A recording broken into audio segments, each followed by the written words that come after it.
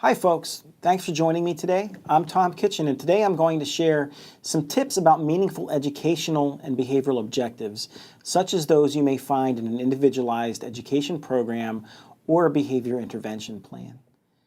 The information that I'm going to provide today should be useful if you're a teacher or other educator who is responsible for writing educational objectives, a behavior specialist who writes behavior plans, or a parent whose child receives services through an IEP or a behavior plan. A well thought out and well written objective serves as the basis for any educational or behavioral program. So I'm always concerned as a consultant or as a trainer of teachers when I see poorly written or unmeasurable objectives. And I hate to say this, but my experience has shown me that a poorly written objective is more often the rule rather than the exception. A poorly written objective can be problematic on several different levels. First, it might take our focus away from the things that are actually important to the learner if we haven't picked the right things for our objective. Second, it might not be written in a way that allows for accurate measurement of progress, which means that the progress could be stifled if we can't use interventions that are shown to be working.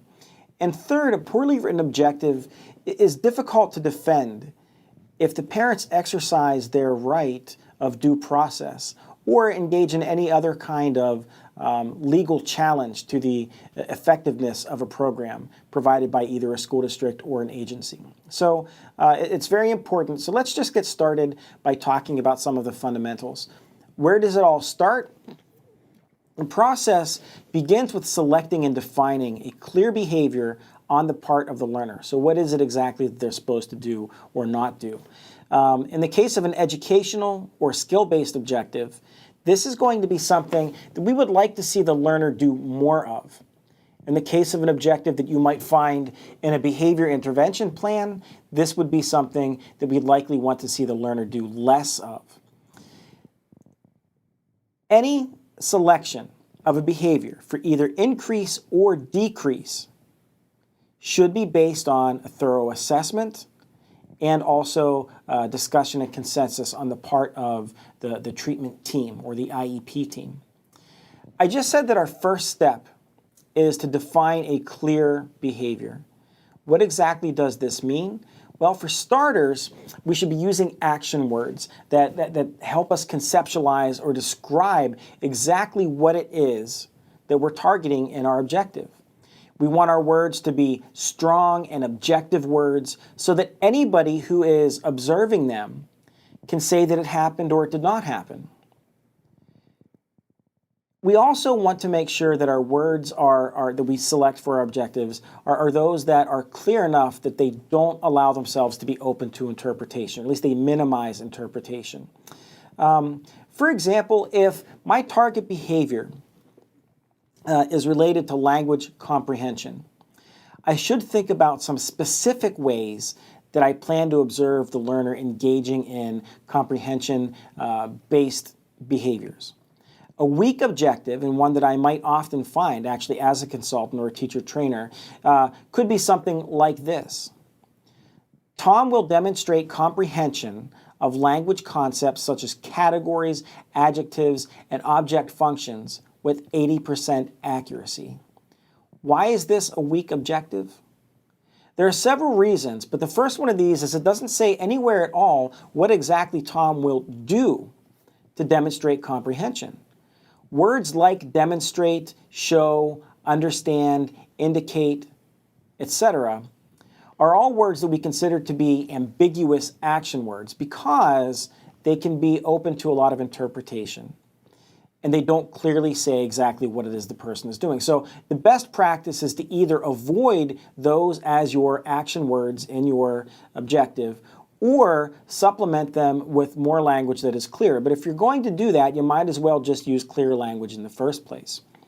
The second problem with the objective that I gave you is there are too many concepts for a single objective, and usually a well-written objective allows for treatment of a single behavior that you're looking for. A better way to write a language comprehension objective that gets at the same kinds of things that might have been described in the first objective could be this. When provided with an array of 5 cards and given an instruction to point to the one that is a food, Tom will point to the item representing the specified category on 9 out of 10 trials on at least 3 consecutive sessions of 10 trials each. Do you see the difference between the two examples that I've given, the poor one first and then the one that I've adjusted or fixed? The second one became much clearer and more specific. In the previous example, there's no clear way to objectively and consistently measure the learner's performance. The phrase demonstration of comprehension wasn't clearly defined or specified in any observable way, in the first definition that is. And there was also no indication of where the 80% was going to come from. A good way, or at least a rule of thumb that I often share with people, to tell if your objectives truly are measurable is to ask yourself if you can count the number of times that the behavior has occurred. In the first example, can you count the number of times that Tom demonstrated comprehension with the language that was provided? No, you can't. What about the second example? Absolutely. I can easily count the number of times that Tom points to the specified item. This also brings us to the second very important part of a well-written objective, and that's the performance criterion. How will we ever know if an objective has been met if we don't specify how we're going to measure progress or quality of the performance? In the first example, where I simply said Tom will demonstrate comprehension with 80% accuracy, we simply said that the behavior that was already identified loosely in the first place will occur with 80% accuracy and nothing more. That's a dangerous amount of leeway to provide to somebody who is responsible for indicating whether or not progress has been made. Because my 80% and my objective was written so open to interpretation, it might be easy for somebody to say that the performance had been met or the objective had been met, regardless of the performance on the part of the learner. We also have to realize that accuracy itself may or may not be an appropriate measure for the behavior that we're concerned with. I would say of all the different types of criteria I see used in educational behavioral objectives, accuracy is probably one that is the most overused and misused. It does have its time and a place, but we have to be careful. If we're going to use percentage, that implies that we are able to establish and solve a simple division problem. Percentage really means something over something divided by something else. It's the number of behavioral performances divided by the total number of opportunities, or the number of intervals in which a behavior has occurred divided by the number of total intervals. But in any case, and those are just two examples, but in any case that we use percentage, we have to know what both of those numbers are. Often I see teachers and behavior specialists writing objectives that contain percentage-based criteria where there really is no specification of what that division problem is. So again, to do that, we have to clearly define exactly what an opportunity is going to consist of. So 80% really means 8 out of 10 opportunities. 8 divided by 10, 0.80 times 100 gives us our percentage. Note though, that in the case of language comprehension, percentage really could continue to be a valid measurement. In the case of the example that I provided of a good or a fixed objective, I specify that Tom will point to the indicated item on 9 out of 10 trials. So 90% does work in that case if I specify that there are 10 opportunities each time that we observe or measure the progress toward the objective.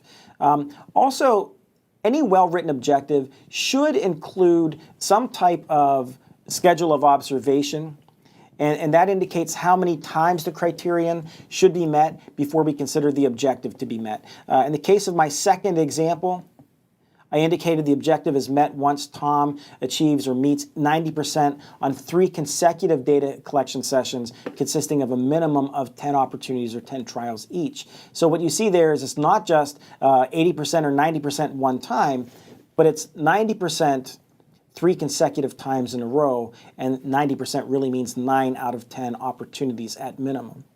So again, keep in mind that sometimes percentage fits, but not always, although I often see people using this. One thing I would always advise against would be using an objective criterion that includes X% of the time, unless you literally are meaning duration as a percentage of total elapsed time.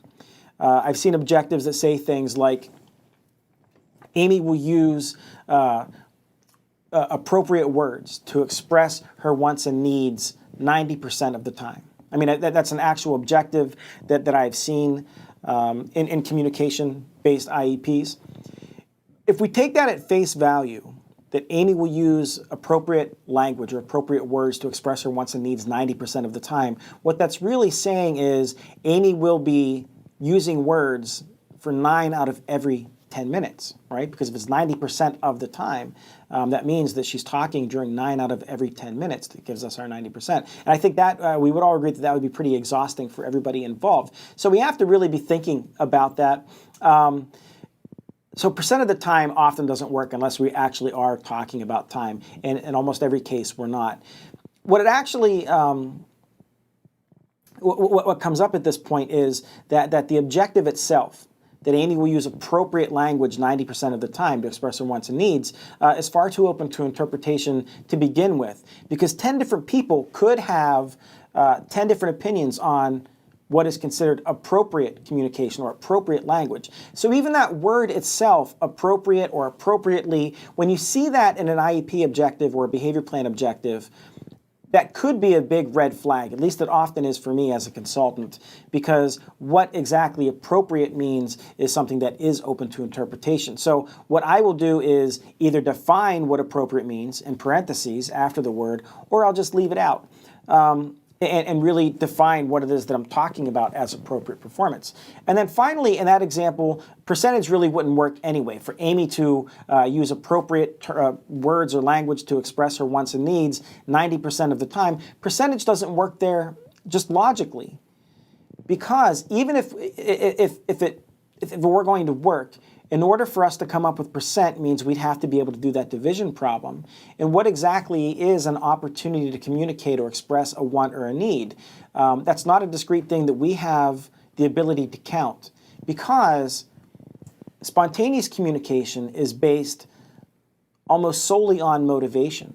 And there could be a 10-minute block where Amy could want to request something 1,000 times if the motivation is there, or 0 times if the motivation is not there. So it's hard to say or define exactly what an opportunity to express a want or a need is, unless we can climb inside her mind and know exactly what she's thinking and what she's wanting or needing at any given moment. But we can't do that. And so in that case, when we're looking at an objective like that, percentage really doesn't apply in the first place. So again, that's one of those things that could change from moment to moment. I would use a different type of criterion if I'm evaluating expression of wants and needs or spontaneous communication. And the last concept that I'm going to talk about with regard to objectives is that in an instructional objective, it's also important to include some type of description of the conditions under which the behavior should occur. In the first example that I gave, no conditions were included. It just said that Tom will demonstrate comprehension.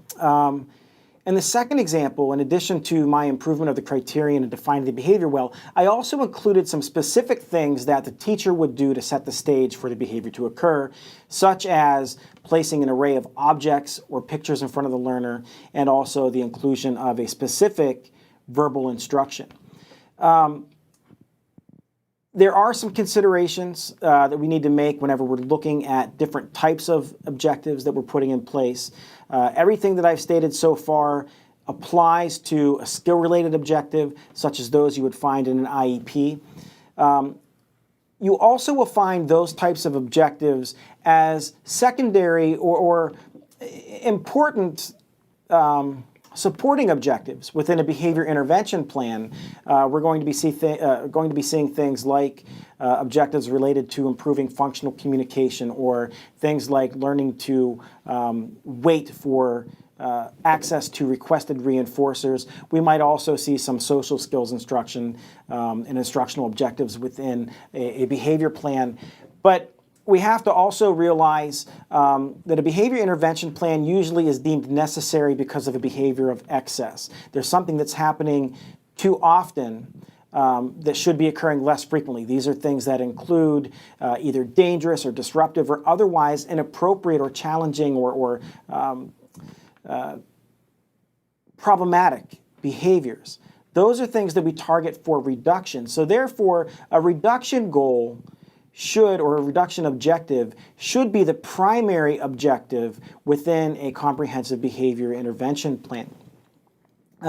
We have to realize we live in a time or a climate where in most educational and social human services, we don't ever really want to talk about reduction. Everything is kept on a positive note, right? We want to encourage things. And it is true that in a well-developed plan, we are increasing certain behaviors, but let's face it, the reason we're here is really for the reduction. It really doesn't matter to me how appropriately or how often somebody is using their words if at the same time they're also hitting me and kicking me. So, really the primary focus is on the reduction of the challenging behavior, and we get there via our intervention through increasing other types of behaviors in many cases.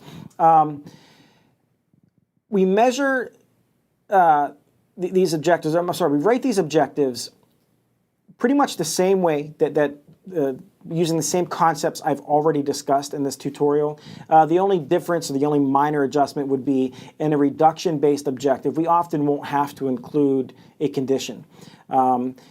Everything else remains the same. So a poor example of a reduction-based or behavior intervention plan objective would be something like this. Emilio will use coping skills instead of aggression when angry or frustrated with 90% accuracy, or 90% of the time. That is actually a very real goal that I've encountered and versions of it that I encounter often as a consultant. Obviously, I've changed the name for confidentiality purposes, but by now, you should be able to identify some huge problems with that objective as it's written. We don't know how to do the division problem, right? We use 90%, with 90% accuracy, even 90% of the time, but we don't know exactly how to arrive at that percentage. So percentage really doesn't apply in this particular objective. It's inappropriate. We haven't also defined coping skills. That's open to interpretation. You ask a dozen different therapists what coping skills are, and you might get a dozen different answers, and it's hard to say exactly what is it that Emilio is supposed to be doing during that time other than demonstrating coping skills. Again, something very common I see, but it is a problem because it doesn't really tell us what Emilio is really supposed to be doing.